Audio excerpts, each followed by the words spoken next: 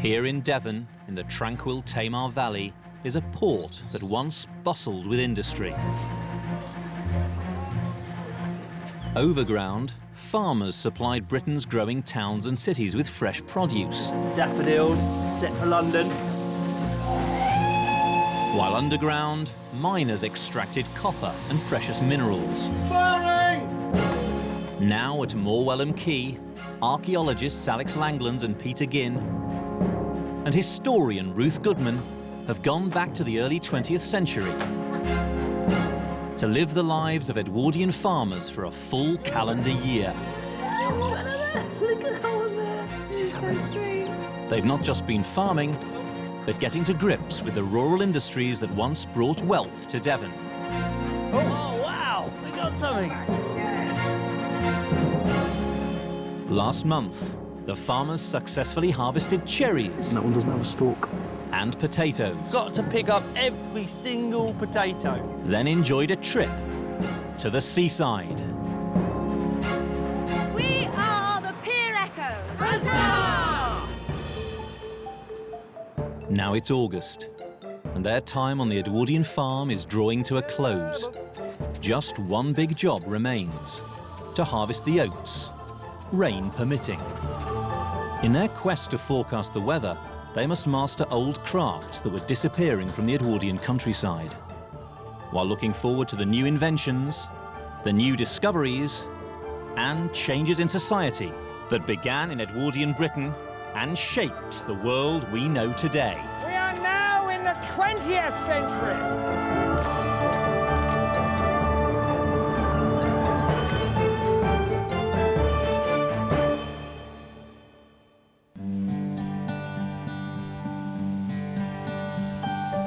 Back in February, Alex and Peter sowed an oat crop.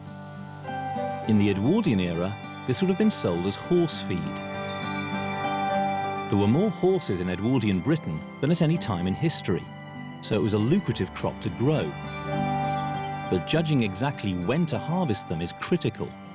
Once again, they've called on local farmer Mr. Mudge for advice. What do you think of this oat crop? It's a very good crop of oats. Yeah? It's, well, they've got a good ear on it. Right. A lot of grain there on it. Steady, Peter. Don't you knock it down, Pete. Listen to what it is. Oh, no. It's got a good ear on it, look. It's, Yep. There's a lot of grain here. It's the weather, really, that is going to play havoc with it. If you get some heavy downpours and the wind and that. So it's actually so tall that there's a danger now of the plant, the weather actually blowing it down, flattening it, and then, of course, we can't harvest it. When the wind's back southwest, you know it's going to rain, but when it's up around the north and northeast, you know you mean for a dry spell. Like, Right, oh, OK, so we need to look out for that change in direction. Yeah. Right, and then we know we're going to get some dry weather, and that's our opportunity to harvest. An Edwardian farmer's income relied on a successful harvest. So forecasting a week without rain to first cut, then dry the oats was essential. Observing wind direction was key. A southwesterly could bring rain, whereas a northeasterly would indicate dry. So they need a weather vane. They're commissioning one made using crafts that were dying out due to mass production. So this is the sort of highest apex of the farm, isn't it? I think it is, and here's the man. They've called on blacksmith Simon Summers. I'm very well, thank you. Good to see you. What brings me up here, then? We've got a special job lined up for you, Simon. Have you? Yeah. What's that? We would like to erect a weather vane up there. OK. I think you're the man to make it. The highest spot, is it? Yeah, pretty much. It's also the most kind of obvious place in terms of visitors coming up to the farm and people being able to see it. I think that's quite important as well. OK. Well, two options. Maybe a shy horse ploughing or maybe a cockerel. But I think, to be honest, a cockerel would look quite good up there as people approach the farm coming down from the lower track. Yeah. Alex wants to base the cockerel weather vane on his prized bird, Sunny. It's that one with the last sickle feather. First, they must catch him. Looking busy. He's unaware. Here he is. He's here. He's coming round, Peter.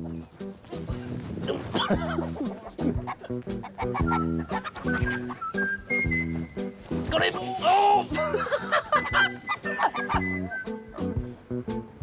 Now we have him. He's made his fatal mistake here. Peter, I'm locking you in. OK. Careful, mate. It's my showbird. Yeah, I've got him. Brilliant. Right, time to take your vital measurements, Sonny. 1 foot and 10 inches. Foot and an inch when he's got his neck fully extended. OK, so we're going to go from here, that centre point again, out to the edge of his sickles. I'd say 1 foot and 4 inches, maybe. OK, I've got what I need. I'll just go away and do some drawings. Full-size drawings. Excellent. Yeah, we look forward to seeing them. Yeah, brilliant. The market gardening enterprises have been a great success. They've reaped bountiful harvests of daffodils, cherries and strawberries. Before they leave, Ruth wants to ensure next year's strawberry harvest will be just as fruitful. Market gardening takes such a lot out of the soil. You have to put something back. Otherwise, you get a smaller and smaller crop every year. So now's the time to do that. There's such a lot of pressure on your farmyard manure. You know, there's only so much of it, and you've got so much to fertilise that you can't rely just on that. Likewise, many of the chemical fertilisers are expensive and not always as good for market gardening as they are for arable crops. In these coastal areas, Edwardian market gardeners used seaweed as fertiliser. Seaweed is full of all those sort of minerals that the earth needs to be replenished with. And here it's so easy to get. There's the sea, not very far away, and the barges to bring it easily and cheaply in bulk up the river.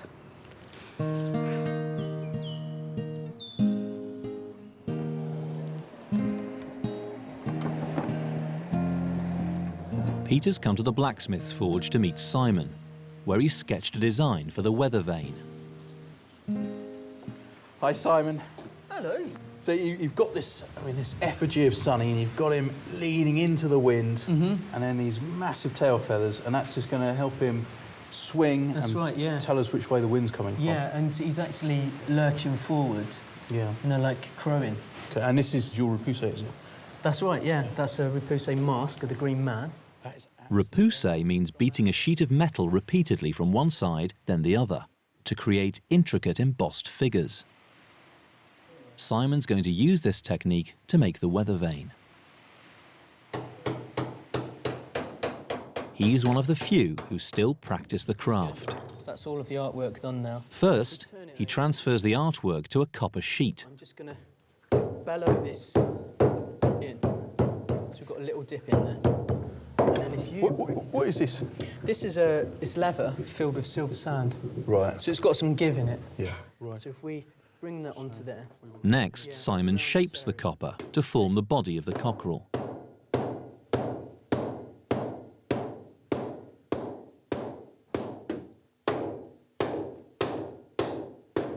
There we are, we've got the body in that little dip that I formed with the mallet. If you have a look, you start to see it swelling out. Yeah. So now we need to come down to this area. Right. Beating copper gradually makes it hard and brittle.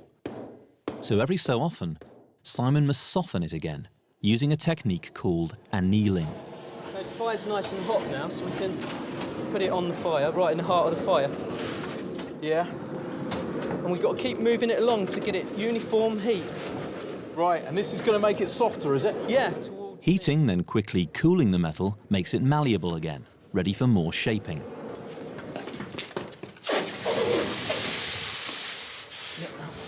Yeah. Okay, I've got it.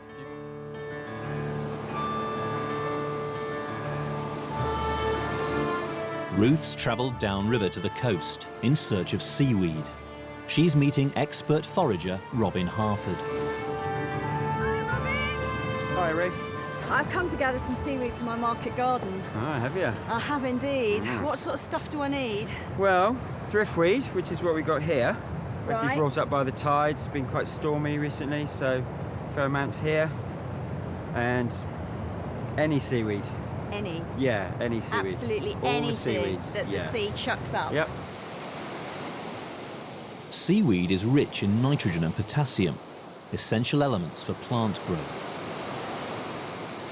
The farmers, we gather it, we take it up to them, spread it on the land, and then all he has to do is plough it in. Simple as that. Yeah. No processing, Nope. no organisation, just straight off the beach, Yeah. straight on the land. Yeah.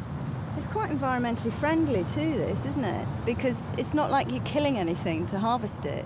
No, and you're using driftweed, which is the dead, washed up seaweeds that's come in. How many people were doing it in the Edwardian period? Was it sort of a big thing, or? Coastal communities were huge. Yeah. Well, you know, people were still on the land. They hadn't all moved into the cities and towns for work. So it was a community venture. Poor people, you know, need some money, need the work. Ooh, there's an enormous patch over there. I'm gonna go get started. I'll see you later. Okay, goodbye.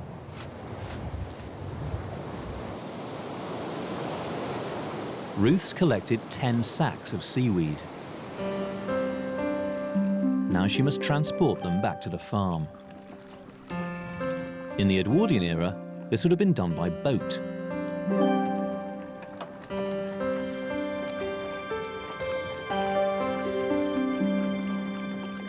Thousands of tons of seaweed were transported in this way to market gardens on the banks of the River Tamar.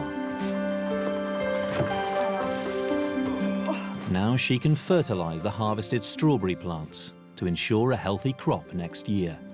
In this form, it also makes a really great weed seed-free mulch. And of course it's cheap. So the seaweed should fertilise the soil, reintroduce all those nutrients that the year's cropping took out of it. And keep down the weeds over the winter. It'll slowly rot down, releasing its goodness, choking the weeds out of life.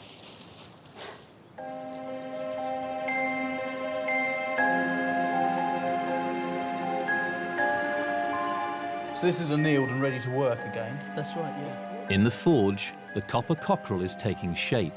Next, Simon beats it on the outside to form the feathers. To give him something to hammer against, he's filling the cockerel with hot pitch. As we add the pitch to it now, it's going to slowly melt in there and then fill that dip in. And all of these bits that we've hammered out, we want to fill with pitch.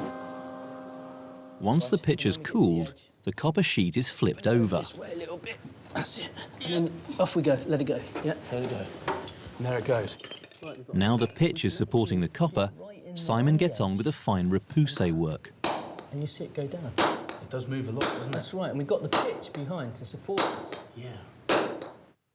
Crafts like this were often passed down from father to son and took years to master. Do you want to take that one? Okay. And work on that area?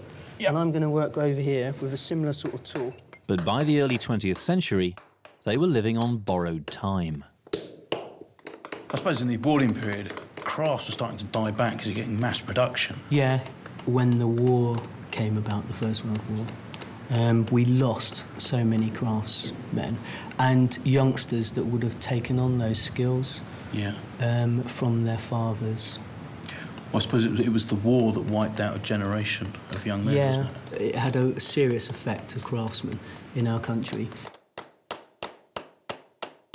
The pitch is removed so Simon can work from the inside again.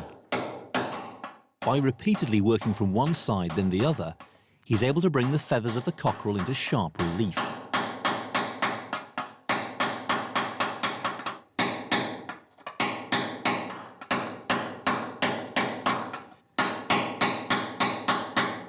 Should we have a look at that around the outside? Yeah. There you go. Look, you can see it coming up there. And we've got to taper it into there. But you can see it coming out, and then we can push that down.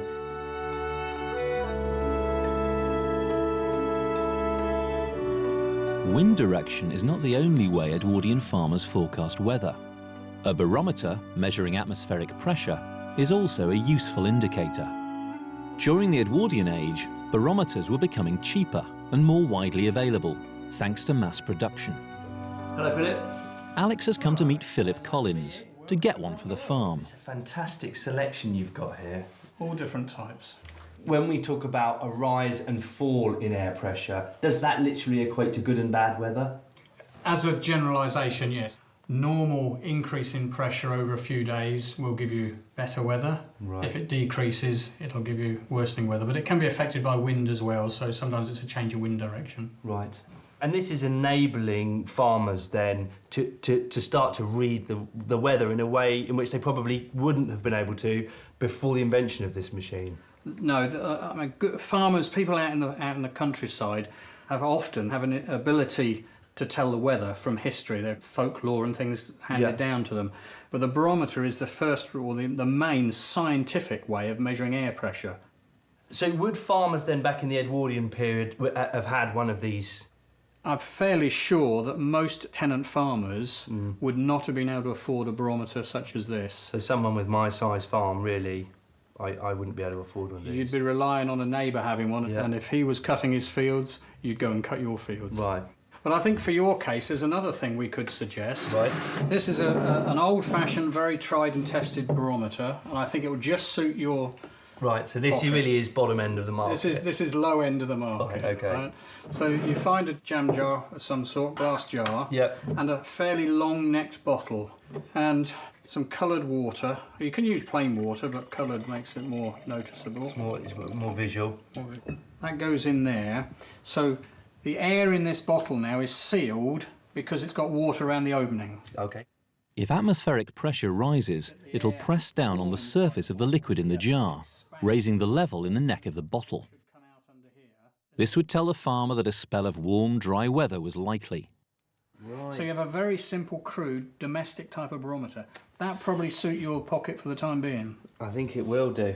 And maybe if the harvest is successful, I could invest in one of You these. can buy a nice one.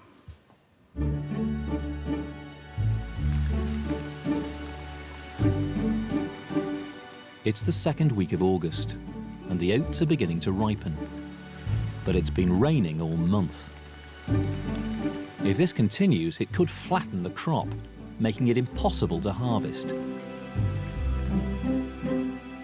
Here's the final drawing then, Peter. The weather vane's progressing well, but the copper work forms only part of it. The cockerel must be attached to a support, so it can rotate freely in the wind. And this is what we've got to focus on now. So we need quite a bit of iron. Yeah. And some charcoal will be useful. Right. For forging the iron. What will the charcoal do? It puts some carbon content into the iron. Yeah. And it also gets a really good heat because we're going to have these billets of iron we've got to forge right out into the section size. So we've got more heat in the fire. Yeah. That'd be ideal. Perfect. Simon wants to make iron for the weather vane in the traditional way. To do this, he'll need large quantities of charcoal. Making charcoal was a craft that was disappearing from the Edwardian countryside. This is where that knot is. So Ruth and Peter have come to get help from Colin Richards and Mick Krupa, experts in rural crafts. Those directions must have been pretty good. This is the site of the charcoal burn then? Yes, it's flat, easy to get the wood to it, and once we've cleared a space, taken away all this leaf mould, we can start building the clamp. Colin's chosen a site well away from any trees. Once the ground is cleared, they can build a charcoal fire, or clamp, starting with the chimney. Right, we're running out of rope, Peter. I do have my belt, my You goat can't rope. burn that. Your trousers will fall down. It's in a good cause, Ruth. The ultimate sacrifice. Thank you very much, Peter. You will not go unrewarded. It's very good string, is this? Next, the raw material for making charcoal, seasoned oak, is stacked tightly round the chimney. This process of making charcoal, what are we actually doing to the wood? Well, the wood is made up of cellulose and minerals that you see the trees around you, they suck from the earth. And those items are quite flammable, they're volatile. Right. So in the process of making charcoal, what we do to start with is burn those off. And then once we've burnt them off, we try and stop the burning process. That's when we starve the clamp of oxygen, leaving ourselves with pure carbon. By driving off the cellulose and minerals, the logs will contain just carbon. This is charcoal and will burn at a much higher temperature than wood. This is a key moment now because we're going to cover it all up and set fire to it. And then, apart from controlling the air, there's not much we can do.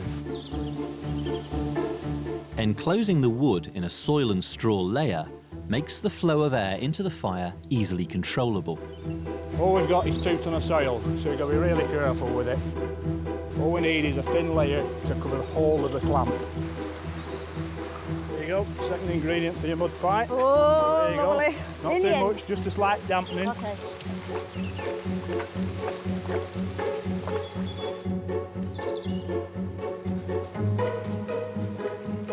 Now it's time to light it. There we go, that's perfect, a few embers. What we're trying to do is get the fire going and then slow it down so that it's a cold fire. And so you get a lot more chemicals in the wood actually occupying the smoke, and that's why it's important not to breathe it in. So I suppose you need fuel, heat and oxygen to make a fire, and we're reducing the oxygen, which reduces the heat, which preserves some of the fuel, which will be charcoal in the end, I suppose. As the fire in here heats up, it's obviously everything's starting to shrink as it dries out and the moisture's driven off. So this outside layer of mud is cracking, and where the cracks appear, smoke starts coming out, and that's a bad thing because that means air can get in. So we've just got to keep covering all these little smoke holes so that we can control our fire. We're now getting sort of heat into the clamp, and what we're burning off there are the gases. Colin's watching the clamp closely, looking for signs that the cellulose and minerals have burnt off. Then he blocks off the chimney to restrict the air, slowing the burn. We're bridging over the clamp now with these timbers so that we can put a covering on which will actually choke the fire. The fire must smoulder for 5 days and nights until the wood has completely carbonised into charcoal. The team are here for the long haul, so it's time to set up a sturdy shelter. I think that's in now, Peter. Cool, can you hang off a bit? Let's see if we can hang off it. Oh.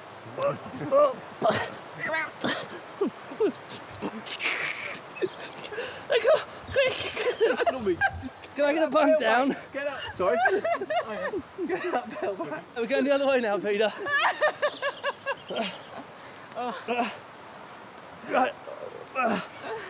Right, well, it's certainly strong enough to take the canvas, I think. And now we've got our ridge pole up, just putting a canvas over, and this is going to be our shelter for the next 5 days as we watch and tend the charcoal clamp. This is how charcoal burners would have lived, moving from site to site through the woods. And, you know, it was permanent occupation, and there are many accounts of people raising, you know, sort of about 8 kids in a shelter no bigger than this.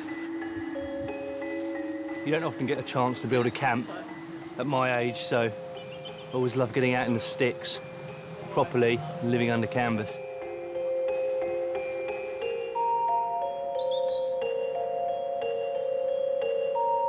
As night falls and they settle into life on the camp, it's time for some sustenance.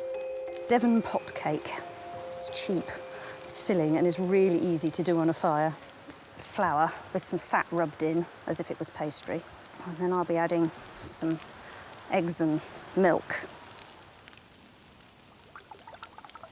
And then whatever fruit you can find, and cook it in a pot. This is a real cooking in the woods sort of a recipe, this is. Tinkers and gypsies and charcoal burners. Next, trout, cooked on a shovel. Look at that, instant sear.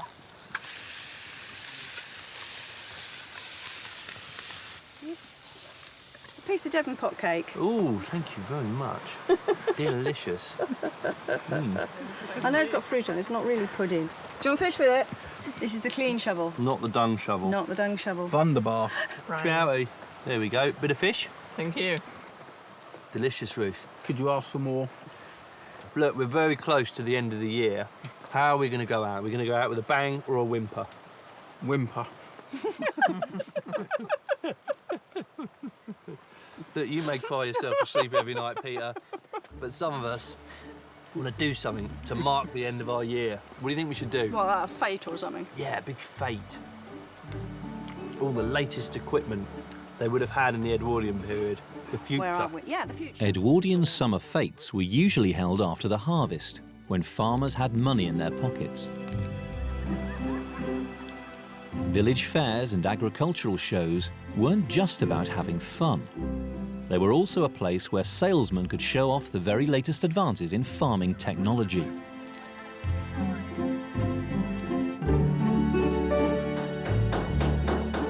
At the forge, Simon's working day and night to get the copper cockerel finished. So far, it's taken him 120 hours. This is the most rewarding bit for me. The finishing touches, the detail. Yeah, you can actually looks like Sonny now.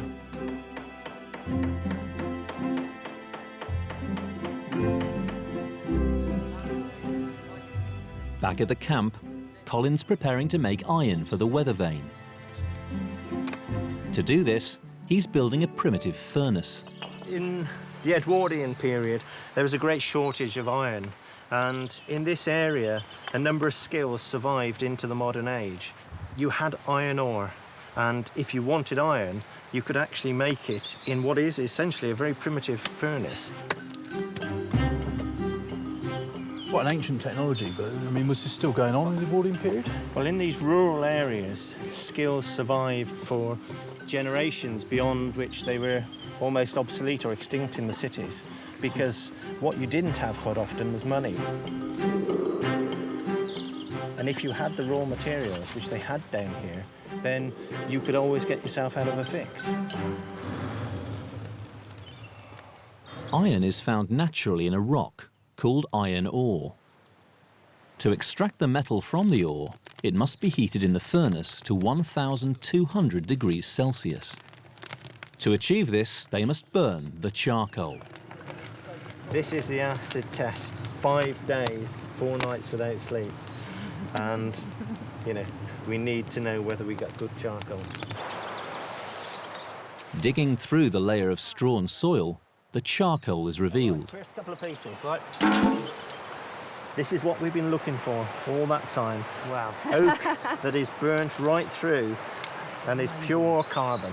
Black gold. Black gold? Yep. Gently does it. up.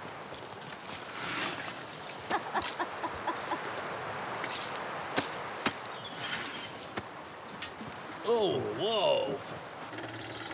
And that's the iron ore going in. Yep. Right, that's the raw material, yeah? That's right, yeah. What exactly is going on in there now? Well, we've got the iron ore, which is fusing together. But we need that last little boost to get it up to temperature, to get it up, you know, 1,000, 1,200 degrees, so that we've got a workable bloom of iron. To make the charcoal burn even hotter, air is blown into the furnace using Edwardian bellows, a back-breaking job that falls to Peter.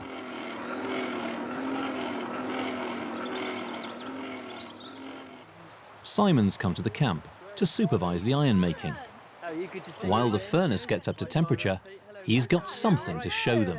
Yeah, there's a lot of hours gone into it, and with Peter's help, this is what we've come up with. Wow. I'll make the tea. Oh, my word, look at that. That is amazing, Simon, how you've got that relief there. God, it's so thick as well. I mean, it's not like a thin sort of foil of metal. That's really chunky. I can see the wind catching this and catching the feathers. And yeah, the feathers are just going to be like sails of a boat. So he crows into the wind. He crows into the wind, which is going to help us tell which way the wind's blowing and what weather's going to come for our harvest. So, right, yeah. Excellent. Next, I need the iron, guys, for the pivot after the copper, the arms for the letters for the north, south, east, west, and then some lovely graceful scrolls to support those arms. Inside the furnace, the charcoal's been burning for 10 hours, raising the temperature of the iron to melting point. You can see, you know, the heat that's needed to get it to this stage. I can feel the heat. Yeah. And hear the roar. And you see our charcoal glow. Yes. Now the molten iron must be extracted, using the most basic of methods. Yeah, well, basically, one at a time, but gentle blows. Piece of lead. Okay. In theory, the molten metal inside the ore should all stick together like toffee, while the waste material, known as slag, breaks away. But it soon becomes clear there's something not quite right. So, run us through what just happened there. It's just crumbling. There's not enough pureness in there, is there? At the moment, we'd be hard pushed to make a type in. Colin thinks the iron ore wasn't hot enough, so it's back in the furnace to get it even hotter.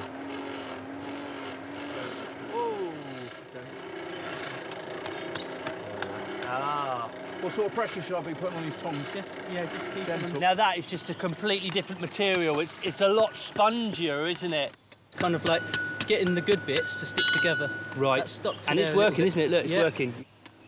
Essentially, we've taken a raw material from the hillside. Having done this burn, we've produced enough charcoal then to reduce that raw material to a workable and malleable material in itself that we'll be able to use for this weather vane. That's right. Once we've actually got all of the waste product out of this, then we can actually forge it into any shape that we need. Now they've worked out the method, they must produce enough for the weather vane.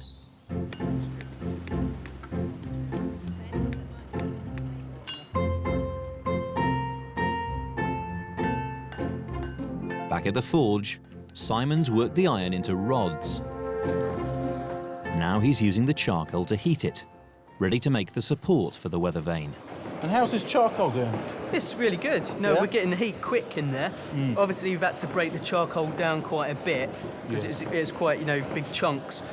I mean, is charcoal good for working metal? Yeah, very good. You don't need much air going into the fire, not so much as you do for coal or coke, but you can get the heat in very quickly with charcoal.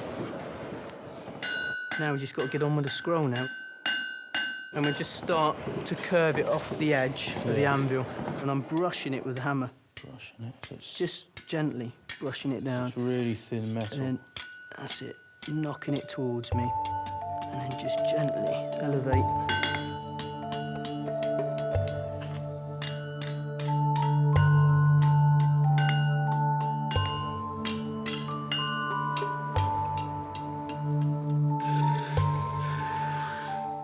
There's the start of the scroll.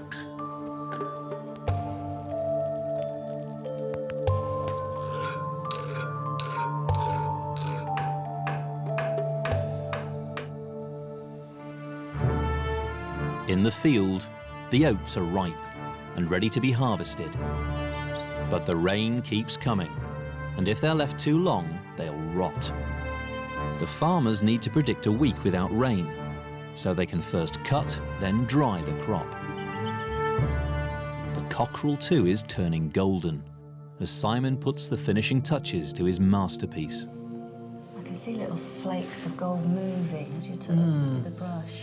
I'm just going to do from his cheek. Right, just to his beak area. First, he coats the copper with glue, then gently applies the gold leaf, using static electricity. What you have to do is be very careful with the static, because that's the most important thing, and I'm getting the static from my stubble on my face. You're using body-made static as you're sort of lifting it, as a magnet.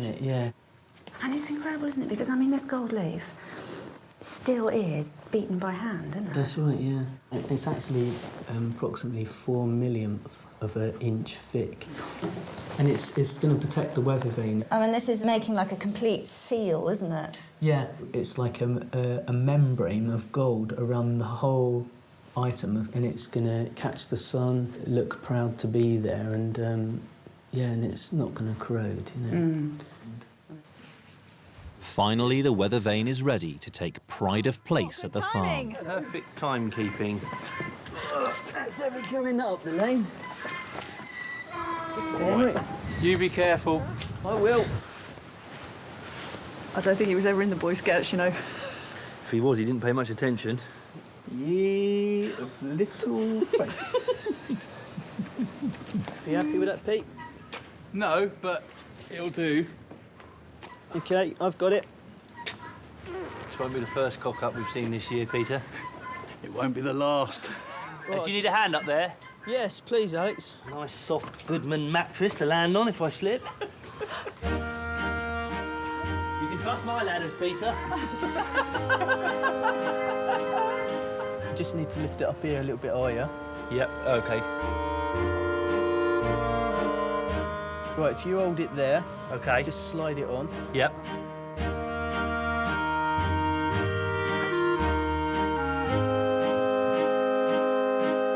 Wow. Give it a spin. Spin it round, there There's a bit of a gust of wind. Bit of a gust, well...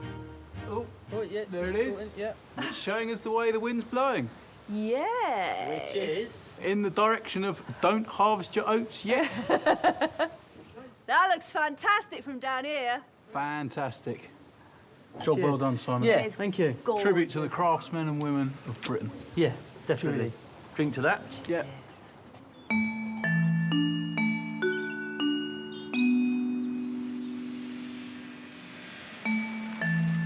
August has been a washout, the worst possible weather for harvesting oats. But now they've got all the tools they need to predict a dry spell. Well, that's definitely going up, so we should have some good weather on the way. Alex is looking for a rise in pressure with his homemade barometer. Peter's keeping an eye on the wind direction. And Ruth's got her own method. This is my granny's way of telling the weather. A bit of seaweed hanging outside. If you get a high humidity, it goes all slimy.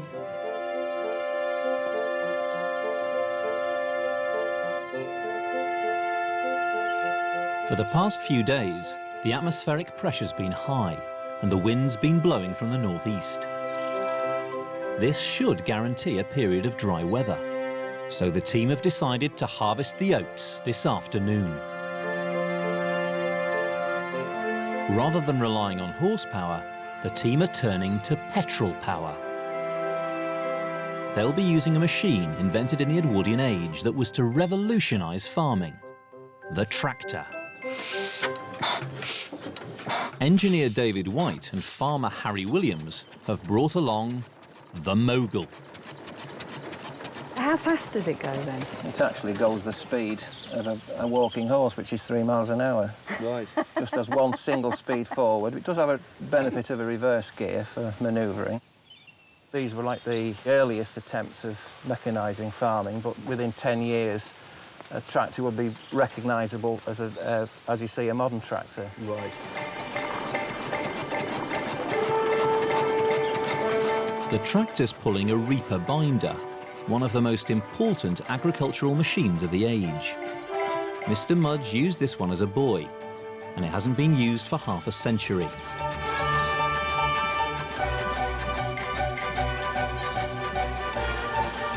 First, it cuts the oats, then ties them into sheaves.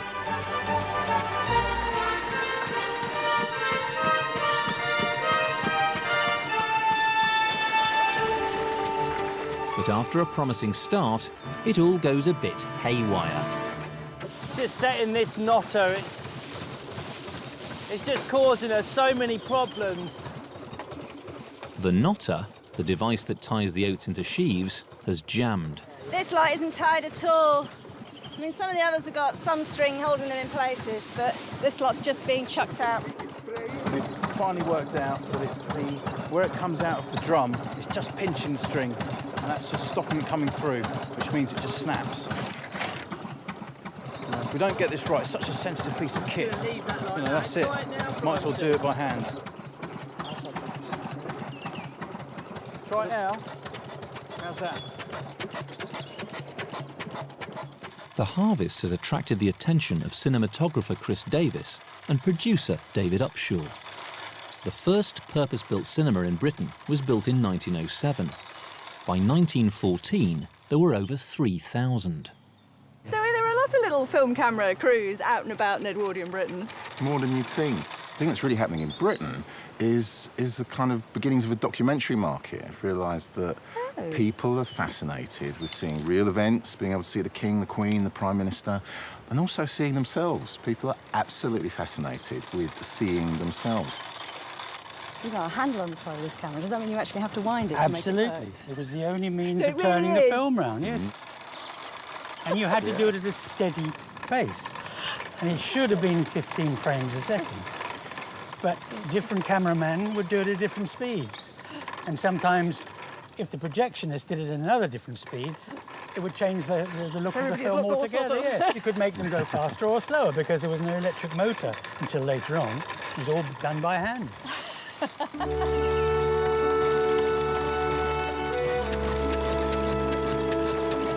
After some adjustments, the reaper binder's back in action, cutting and binding the oats into sheaves. But precious time's been lost. The thing is, it's 4:05. It's taken us this long to get this far. We've waited for the weather, and really, we've only got another 4.5 hours of sunlight if the weather doesn't, of course, turn.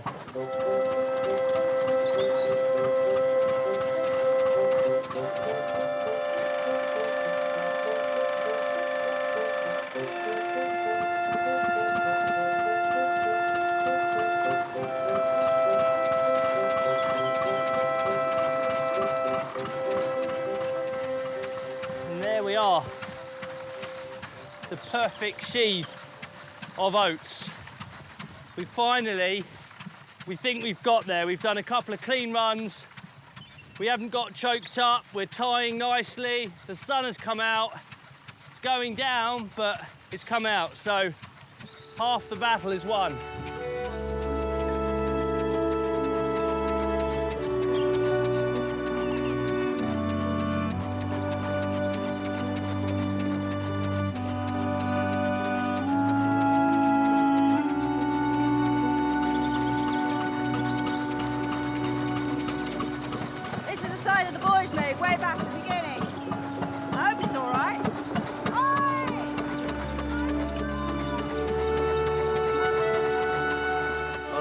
So it's an interesting colour. Is it now? Now this is proper scrumpy, proper. Been a time driving, if I have a big one. You're an expert anyway. That's good stuff there. I love me side, eh? I think that's a fine scrumpy, that is. How about you, Mr. Mudge? We'll have a barrel from them now and take it on with us. Well, we've got 300 pints.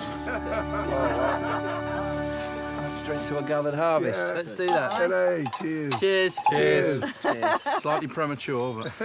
Looks good though, doesn't it? The oats will be left in the field for a week to dry before being stored in the barn.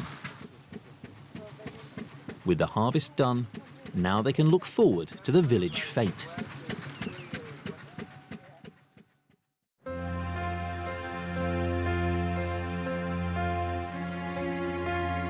Alex, Ruth and Peter's time on the Edwardian farm is drawing to a close, so it's time to say goodbye to the livestock. For me, this is the end of the poultry year. I've brought on the next generation, doubled the size of the flock, doubled egg production as well. So it's been a success, and I'm so pleased with these fellas. Brilliant. They're also saying goodbye to the Edwardian way of life that they've experienced for the past year.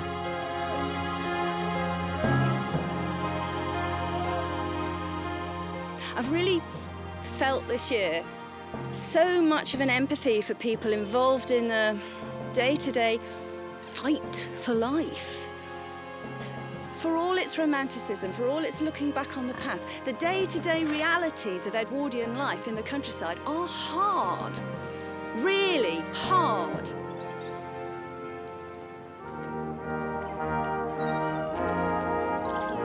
It's the day of the summer fete. When the Edwardian age ended with the First World War in 1914, it left a legacy of innovations, such as the aeroplane, that would go on to shape the 20th century.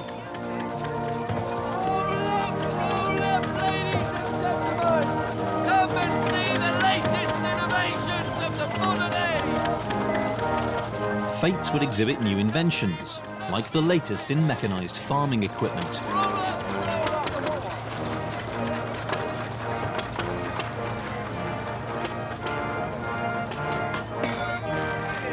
They were also a place to have fun and spend money after the hard work of the harvest. Once raucous and drunken affairs, by the Edwardian age, pressure from landowners and the church had turned them into respectable, well-ordered events.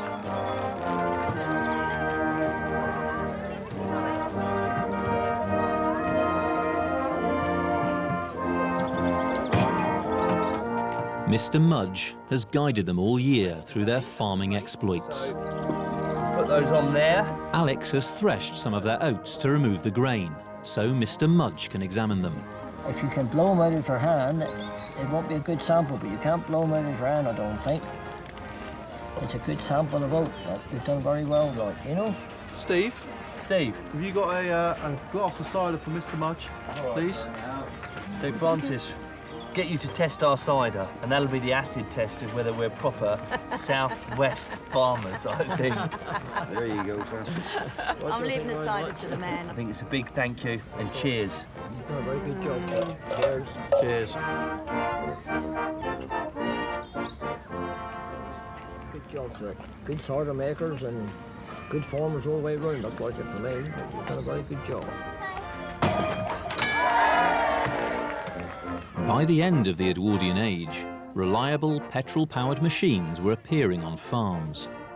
Engineers transported their latest models around agricultural shows to encourage farmers to invest.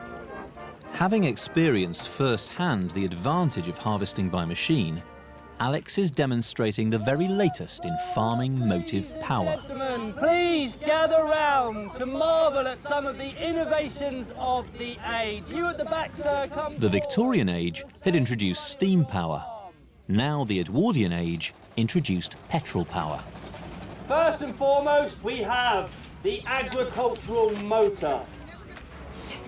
A quarter of the size of a steam engine with twice the power. It was the dawn of a new industrial age of farming that would flourish throughout the 20th century.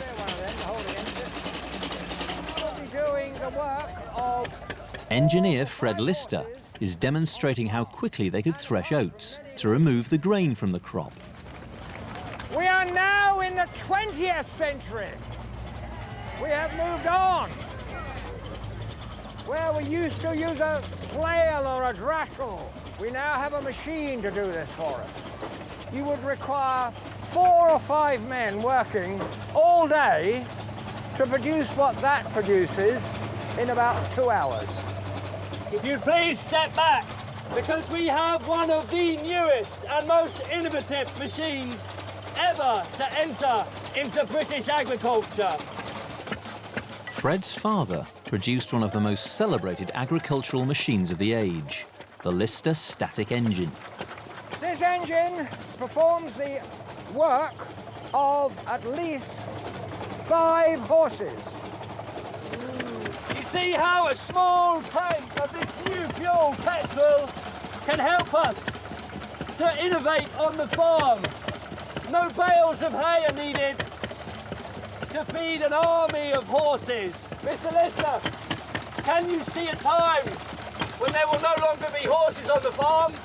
Yes, I'm afraid I can. The horse is going to be a thing of the past working on a farm. You have seen the beginnings of a new mechanised age in agriculture. The internal combustion engine has finally arrived at the British farm. Hip hip! Hooray! Thank you very much for coming. The Edwardian age also saw profound changes in society. Women of Devon, we are in a crisis.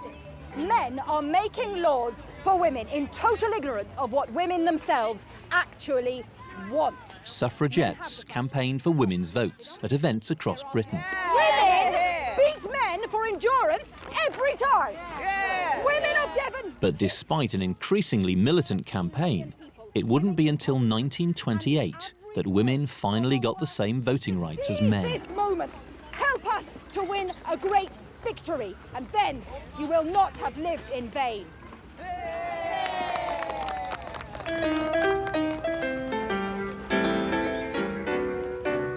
There was an entertainment revolution too. From the deep south of America came a new dance that swept through Britain's music halls.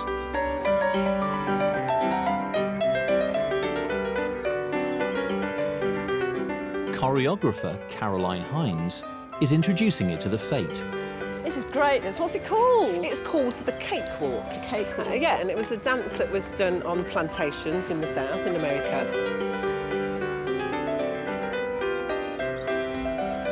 It really sort of seems a bit like a comedy dance. It has that element of parody about it, Well, doesn't it is. In effect, they were mimicking the mannerisms of their white masters, so everything would be exaggerated. So just a simple brush down would become a big brush, and a brush of the legs, everything would be going. The thing about the cakewalk and the original thing about the cakewalk was it was competing, so it was one plantation against another plantation, and the prize was a cake. It quickly took off over here and became one of the most popular dance crazes in Edwardian Britain. Even King Edward VII was rumoured to have had private cakewalk lessons at the palace.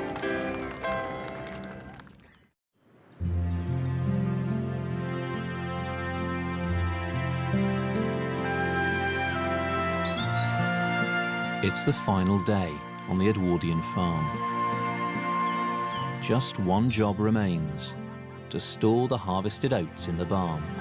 Horses are so versatile, aren't they? I know. I mean, the tractors in the field are great, aren't they? But once you're on rough ground like this, the horse has still got such a lot of uses. Exactly. There's no faster way of getting in your last load of oats just before it starts raining as well. I know. Look at it, ominous. Mechanisation of the countryside and the demise of village crafts were hastened by one of the most devastating events of the 20th century.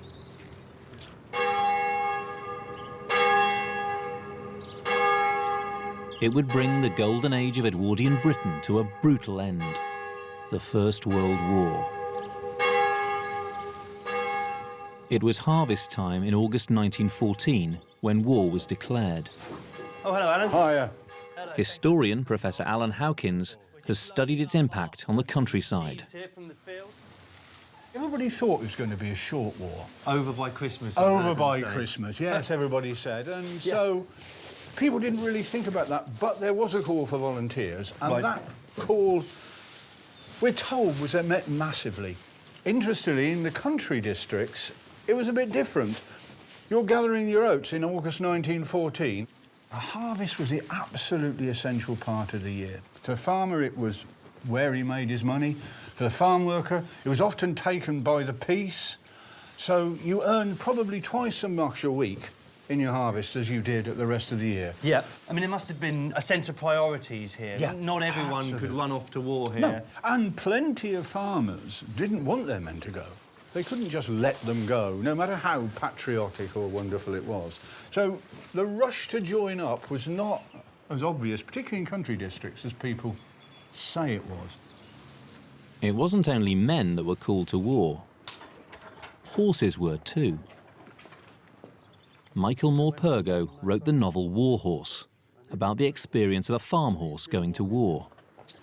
I think right at the beginning of the war, when the army came to the villages all over the country, the farmers often sold them because they were paying good money, and the army really needed horses, that's for sure. But also they would sometimes sequester horses. They would say, well, we're having that horse anyway, whether you like it or not. It was a hard and cruel life for 4 years if they survived.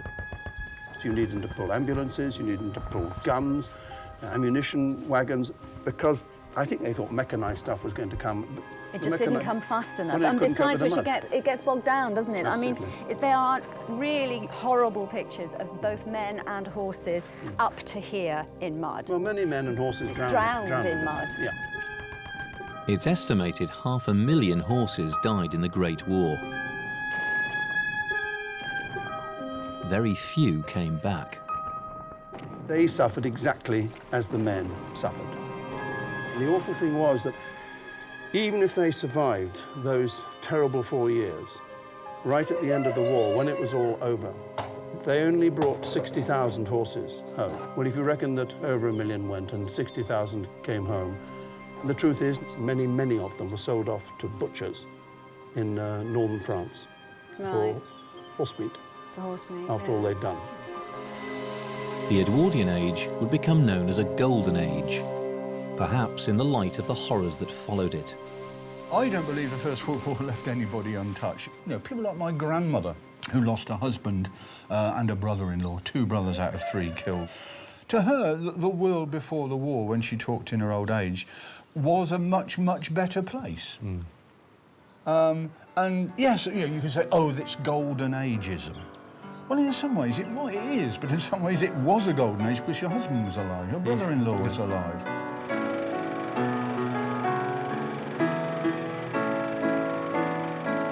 You know, that impact, that personal impact, just can, to my mind, can never, ever be overestimated. It's an absolutely fundamental fact.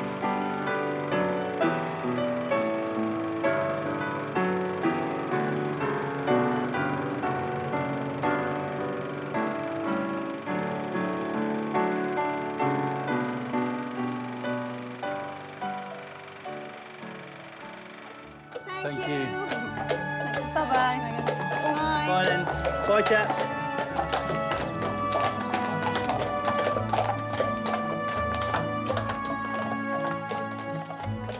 It's all history. It's over for the horse. It's a big shame. Countryside's going to be a noisy place. Come on then. Oh well. Onwards and upwards. After a year at Morwellham Quay, it's time to leave Edwardian Britain for good. I suppose really it's become understandable for me that in light of what happened in the Great War, that people did look back on that period with maybe rose-tinted spectacles and did think about when sons and fathers were around and happy days spent in sort of endless summers.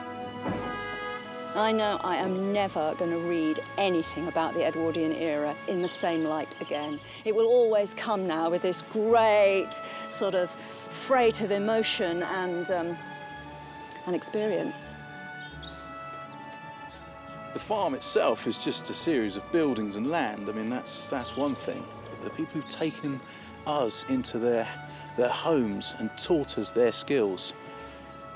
And it's those relationships we've formed that are going to be the hardest things to leave behind. We're removing ourselves from this community